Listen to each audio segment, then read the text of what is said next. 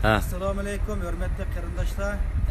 Bugun Gollandiya parlament binosining oldidagi Xitoy tajovuzchilarini Sharqiy Turkistonda qilgan qirg'inchilikqa munosabatli rasmlarni tizib, o'shada qilgan tinch shakllik namoyishimiz yana boshladik. Tunugun bir kunlik namoyishimiz yaxshi bo'ldi. Nurg'un Gollandiyalik axloq Uyg'urlarning navbat vaziyat ahvollarini xabarda topdi. Bəzənlər bildiğanlar varkən, Uyğurların növbəti əhvallarını, bəzənlər bilməydiğanlar varkən, bilməydiğanlara çırağını düşəndirdik. Bundan başqa gələn sayğaçıların bu əhvallarını düşəndirdik. Tünügünki namoyishimizdagi eng xo'sh bo'lgan bir tarafimiz Gollandiya parlament a'zosining birisi keldi, kelib kurashdi. Chiroyli qarang'lashtirib, beshlik ahvollik Gollandiya shaxsiy ahvolini düşəndirdik. Bu biladigan ahvollarning hammasini aşağı jazo lageri ahvolimizni buni biz bilamiz dedi.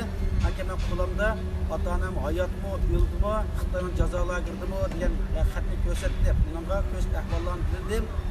Men qanday qilib ota-onamni xabarini ola olmayman? Men sizga xat yozsam bo'lamdi, desam xat yozsam bo'ldi dedi. Bizim tashqi ishlar ministerimizga xat yozsam ota-onamning izligini qilib deb qilsam, ol gap ichida javob ola olaysan dedi. Endi men ota-onam bilan kirishamayotgan yolg'iz men emas, chet ellarda turayotgan hamma Uyg'urning beshik kelgan kuni shu. Bütün Uyg'urlar ota-onasiga urug' tuqqanlar izligini qilmayotdi.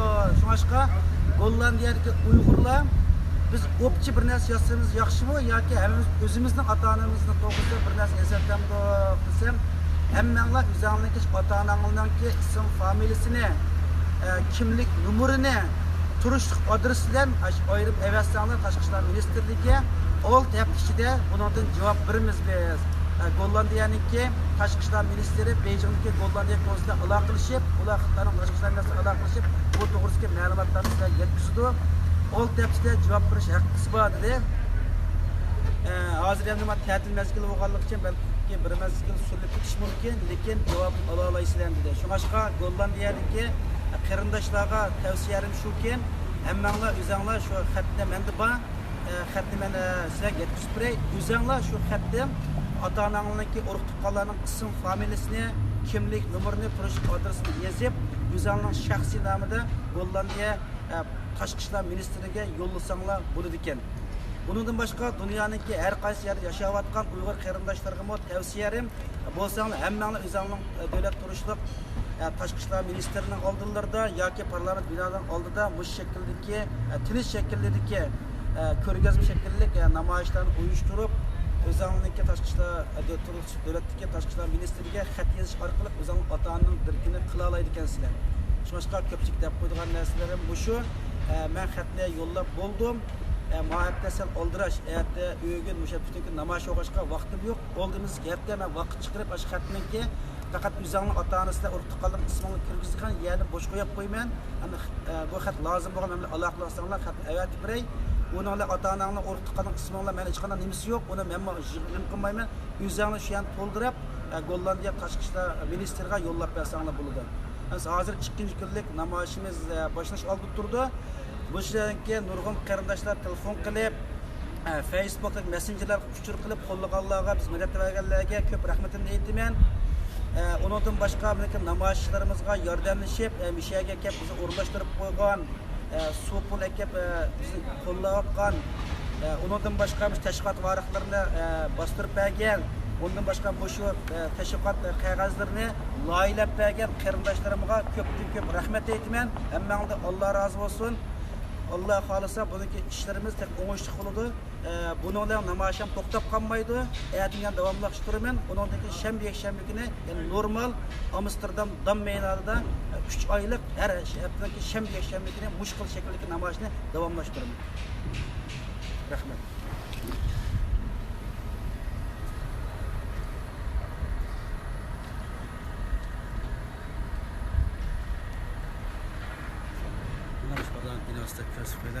Mana bu oldimizda turayotgan shu parlament binosi ham kirish egizi. Bu yerda butun shu Gollandiyaniki bosh ministerlari, undan boshqa har qaysi ministerlikning odamlar hammasi bu yerdan kirib chiqish qildi. Men shuni oldi turayapman hozir.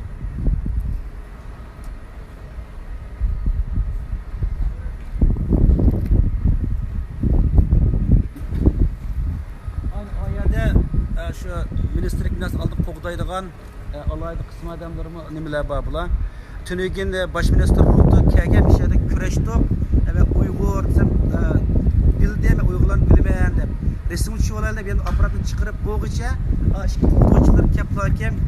İki tarafdan kelib tutib oldi. Sen bana ish kirsang bo'lmaydi deb.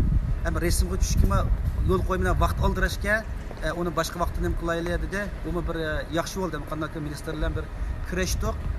Kurashga vaqtimiz 1 minutga bordi hamda anqacha qo'g'duvchilar kelib arivat barliqni oldirishganda. Bundan xabar deb qilaman qarindoshlar.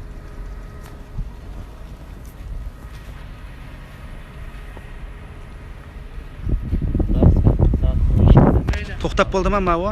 Yo'q, to'xtamadim. Men to'xtamayman. Unda siz 12 ga kelgan kelma.